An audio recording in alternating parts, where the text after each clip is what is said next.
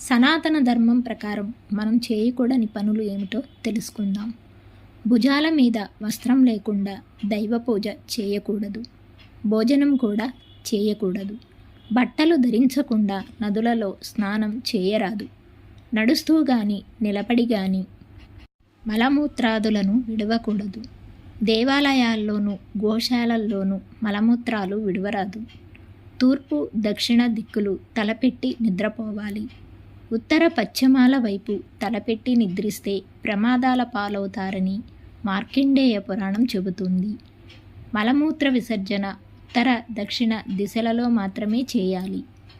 గురుపాపం ఎవరికి చెప్పిరాదు.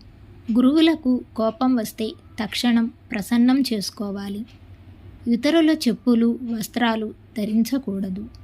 చతుర్దశి అష్టమి దినాలలో తలంటు పనికిరాదు. స్త్రీ సంగమం